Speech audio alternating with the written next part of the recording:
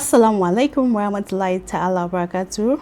Today I'll be giving you two major things you should not do during this Ramadan. Number one, skipping of obligatory prayers while fasting is a very big sin in the sight of Allah. It is so absurd to see that some people take their time to fast 30 good days without observing their 5 daily prayers or skip in between. Even outside Ramadan, it is wrong for you to skip prayers or not complete it at all. As long as you're fasting, you have to pray, even if you can't do the sunnah prayer, but the obligatory prayer is upon you. It has been bestowed upon you as a Muslim. It is compulsory on you. Fasting without praying is like living in a house where there is no window, there is no light. Of course, it will be complete darkness, and Allah has frowned at it. In Surah Al-Mudaththir, verse 42 to 43, it is said, it will be asked, what are you doing in hellfire? And then they will reply, it is because we are not among those who prayed. So you see, this is to show that skipping of obligatory prayers is very wrong. If you are among those who fall in this category, even before Ramadan, please use this period of Ramadan to ask Allah for strength, to ask Allah for direction, for guidance, to make it upon you to always observe your prayers outside or during Ramadan. It is very compulsory on us. Of course, we all worship for Allah's sake, and we worship Allah for the sake of us not wanting to go to hell. That's why we try to do good things. We try to do right by ourselves and by others. So why would you waste 30 good blessed months for nothing? It is not worth it.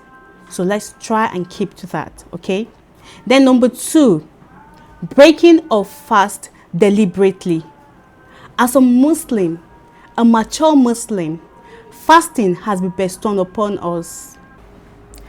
There's a verse in the Quran that states, "O you who believe, fasting has been bestowed upon you as it was bestowed upon those before you, so that you might be righteous." So you see, it is very important for you as a Muslim, a mature Muslim, to fast. The only reason you have not to fast is when you're pregnant, you have a terminal illness or a very serious illness that prevents you from fasting, and a nursing mother, and a traveler if you cannot fast. I'm sure there are others too that I've not mentioned. So you deliberately skipping your fasting or deliberately breaking of your fasts without any concrete reason is very wrong. And there's a punishment for that. In one of the hadiths of the Prophet Muhammad sallallahu alaihi wasallam, it says, the one who intentionally breaks his fast or her fast without any concrete reason will be hung by their mouth with blood coming out of them. You can imagine, if you sit down and imagine that kind of punishment, would you want to undergo that kind of punishment? Of course, my guess is right, you wouldn't. So why not do right by yourself? Why not do the right thing? That is observing your fasts as Allah has decreed upon us. Well, I hope this video meets someone out there. I hope this video touches the heart of those who fall in these two categories out there, or either of the two categories out there.